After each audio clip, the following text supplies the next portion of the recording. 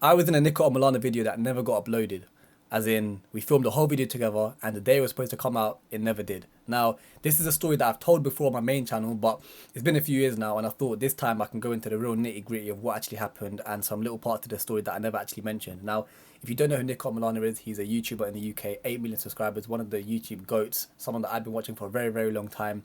And the way the story came about, it's an inspiring story. It's a story about manifesting and how putting work into something consistently can eventually pay off. But yeah, so long story short, I found Niko omilana's channel back in like 2014, 15 or something like that. A YouTuber that went to my school, was friends with him, and I used to watch both of them. And Niko was just one of those YouTubers that, you know, when you just invest early into a YouTuber, like he must have had like 2 or 3 thousand subscribers, I reckon. Nothing crazy. And as the years went on, he got bigger and bigger and bigger. And as of right now, I'm pretty sure he's got about 8 million subscribers. So it's crazy. Anyways, so as the years went on, I went from just being a viewer to becoming a YouTuber myself. So before I was a YouTuber, I used to just always show love to his videos. I'd message him on Snapchat before he could actually reply to messages of like viewers and fans and stuff like that. Now he's too clouted. But yeah, I used to speak to him on Snapchat, Twitter, here and there, and I was always just showing love. So he recognized my profile, because that's the guy who always shows love. And as the years go by, I become a YouTuber myself. And in 2021, I made a video about Niko. I made 2 videos about Niko whilst he was running for London Mayor, basically talking about him becoming London Mayor if it's possible. And I was doing it in a bit of like a sarcastic, funny way, like why you should vote for him. And prior to me making these videos about him, I'd actually tell a lie. The one time I actually did properly speak to him was on Instagram Live, where he was going on Instagram Live with different viewers, and I was just watching and didn't think he'd accept me. And then when I requested to join, before I knew he actually accepted me, he said, "Oh, I'm gonna invite this guy. This guy always shows love." And then when he said that, I didn't think he was talking about me. But then I joined, and this is like 2018, and I spoke to Niko for the first time. I was like, "Yo, this is crazy. I've been watching for years," and that was the first time we properly spoke. Anyways, a few years later, 2021, I make a few videos about him, and then he actually sees the video and comments on it and shows love. He's got me on Twitter, my number, Instagram, everything now. So he messaged me and reached out to me saying, "Yo, bro, you're doing sick, whatever, keep going, I like the content, whatever." Now, this is maybe May 2021, so it's a few years ago now.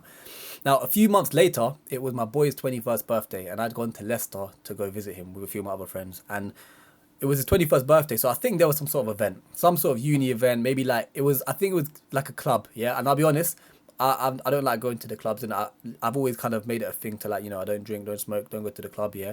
And at that point, I just didn't want to go, low key. Like, it's my boy, and I was kind of like, we kind of have to go. But deep down in my head, I was low key thinking, in my head, I was like doing a bit of dua. I was like, Allah, like, if there's any way I can avoid going to the club, like, please just make it happen, because I don't really want to go in it. I was kind of outnumbered, and it's not the end of the world if I did go, but I just didn't really want to go. In the back of my heart, like back of my mind, whatever, I didn't want to go.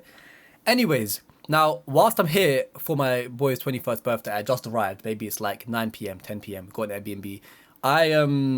I was low-key feeling very stressed in my head because I didn't know what content to make, and I felt guilty. One thing about doing YouTube, yeah, is you can often feel guilty all the time that you're not making a video, because it's not like a 9 to 5. Every waking moment is like, yo, I should either be filming right now or editing or planning. You should be doing something. So whilst I was there, I wasn't sure on what content to make. So I remember we were sitting in a chicken shop, 9 p.m, 10 p.m, whatever time it might have been, and I was just, you know, low-key chilling with my friends, but bro, what am I doing, man? I should be making content. And as I walk out of the chicken shop with my boys, I get a message on Twitter from Niko saying, "Yo, King, you free tomorrow?" Craziest text, yeah. And you know what? A lot of guys, yeah, it's very easy to get distracted by like girls and just girls, to be honest, yeah. And so many guys are just always trying to text things and stuff like that. But bro, that message gassed me more than any things message. This message could gas me, because that stuff just means more to me. Like, something I actually am passionate about, yeah. Video filming with some of my biggest inspirations and stuff like that. Like, bro, just don't get distracted in this world, yeah. If you want to do something, just focus on that, because, bro, I don't know what run I'm going on right now, but yeah, basically, I was gassed about another man's message, is what I'm trying to say. No Diddy, yeah. Anyways, yo, King, you free tomorrow? And then realistically, no, I'm not free tomorrow, because I'm in flipping Leicester. I'm 2.5 hours away, or wherever I am. I'm not in London right now. And I said, yes, I am free tomorrow. And he said, cool, give me your number. Let's speak. So I waited an hour for us to speak on the phone. He said, I'll call you like an hour. and yeah, longest hour of my life. But I remember we went back to the Airbnb. All my friends waited around the dinner, waited around the table, and I'm getting so many messages right now. Let me just put this on silent. But we were waiting around the table, and Niko called me, and he basically explained to me that he had a video idea. Now, for this video idea, he wanted to do an Apple shoot. Basically, it was a prank at the Apple store where he gets 100 fake Apple employees to go into the Apple store and distract all the workers. But he wanted to, it was like 100 fake Apple employees basically, but he wanted a narrative.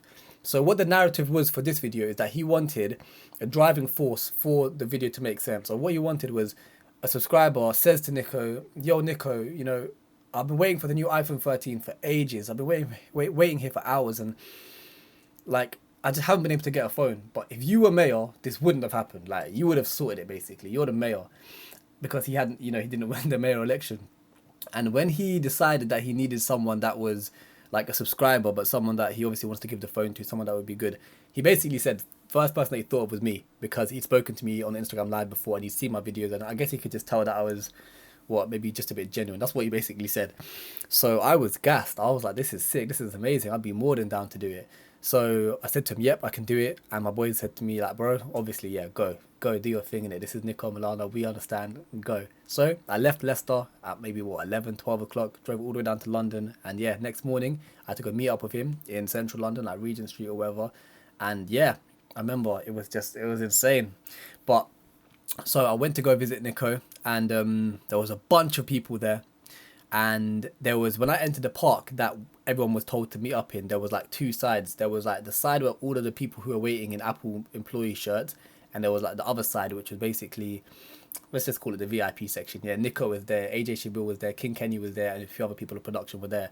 And I came into the park and I saw Niko, like in the flesh. This is some mad not glazing. This is like some flipping fanboy story, but this is just how I was. I must have been 20 at the time, and yeah, it was just a big thing. But yeah, Niko was like, yo, come here, and I was like, yo, it's mad. So cool to him. George was there as well, his cameraman, and yeah, basically we filmed a video. It was sick. It was a sick experience. And one thing I learned when filming with him, because I actually linked up with him a second day, not straight after, but a second day, to do some more shoots for the video, and I learned a very important confidence trick whilst filming with Niko, but I'm gonna make a separate video about that, so make sure you're following and subscribe for that. Yeah, that'll basically be a part 2. But yeah, we shot the video and it was lit. It was amazing. It was fun. It was sick. And yeah, long story short, the day it was supposed to come out, I was getting ready for it. I'd filmed my own video on the day of shooting, or one of the other days we linked up, because we linked twice. I said to him, can we film a video? And he said, yeah, sure, let's do it. So we sat in my car. I just wanted to do like a little bit of a conversation, just talking with him, with the goat basically, because one of the things I wanted to bring up was many years ago in 2018 I tweeted, collab with Niko Omilana, one day I'm speaking into existence. I literally tweeted that. And when it comes to manifesting things, yeah, which is another thing I'm going to talk about in another video, you don't just manifest things and just hope for the best. I had been watching this guy for 10 plus years, or like however many years it had been, 7-8 years.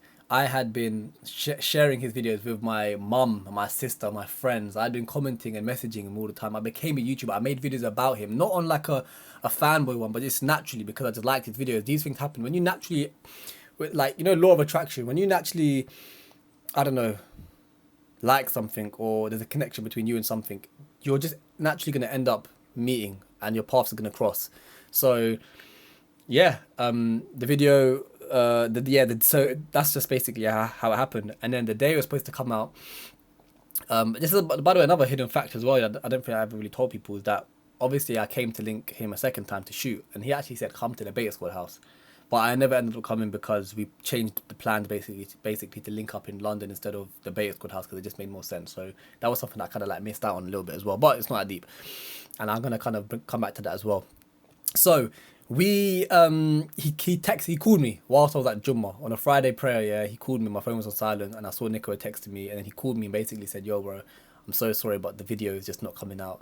I've been gone off YouTube for about 6 months, and I've showed my team and everything, and we just don't think it's good enough. Now, I've seen the unfinished version. I've got the unfinished version, and I still think it's an amazing video. However, what happened was he didn't post that video, which would have been called the 100 fake Apple employees prank or whatever. He just did the part 2 of that instead, which was what he did a separate day, which I was there again a few weeks later, which was an Apple Store prank where he basically created his own fake Apple Store, and he gave away bare iPads and iPhones for free. And he that video is on about 30 million views, I think, something crazy like that. So clearly he knew what he's doing, because on YouTube quantity is important but quality is the most important thing. Like if you post a good video, it will get views regardless. And yeah, he posted that video, and understandably his team and he knew what he was doing, and the video never came out. Now, most people would be a bit upset if a video of Niko omilana never came out, but I'll be so honest, it is what it is. Like, it's not the deepest thing in the world. Like, if I was in it, maybe I would have boosted up loads of subscribers, but really and truly there's a few different things about the video which it's not that deep that I wasn't in it. One, I was Zan, my name's Zan, I was Zan the subscriber. I wasn't really Z boy the YouTuber. I was more like Zan the subscriber, and I was just there at the start of the video and at the end of the video and a little bit throughout, but it wasn't like a proper ZEEE boy x Niko collab. And I'm not saying that that's what I deserve, because I don't deserve it. You gotta earn these kind of things in life. You gotta actually have your rank. You gotta make loads of video and show people that the people should want it as well. So it wasn't really like a big collab like that. And I know that inshallah, yeah, God willing, when the time is right and I've really found my style on YouTube and I'm posting consistently and it starts to work out a bit more, I believe inshallah that there will be a proper ZEEE boy x Niko collab. But when the time is right, yeah, the time wasn't right back then, because I didn't know what content to post. Imagine I'd got loads of subscribers, and then I didn't know what to do with them. I would have just been, well, that's even worse, having like 50,000, 100,000 subscribers and not deserving them. As in, you don't want to shout out on YouTube, basically. You want to earn your subscribers. And what's funny is, I think a few months later, he did a massive video where he gave away he snuck into KSI's boxing ring wearing the Prime Ball. And he collaborated with another small YouTuber called Kaisha, so big up to Kaisha, and he collaborated with this Kaisha guy. Now, Kaisha had like similar amount of subscribers to me as well, maybe less, I think, I'm not even too sure. But what I noticed is that video also had loads of views. It might be sitting on like 20 million views as well. It was crazy. But he shouted out Kaisha, and Kaisha's got like a bunch of subscribers now. I think maybe, to be honest, I don't even know what he's got, maybe 50k, 100k. But what I noticed is his views after, they didn't, what's it called? 50k subscribers, but it's not 50k views per video. He was still struggling with his views. And this ain't a cuss in any way at all, because I know what it's like, bro. My flipping views, sometimes they're not even on 1,000 views on my main channel, so I get it completely.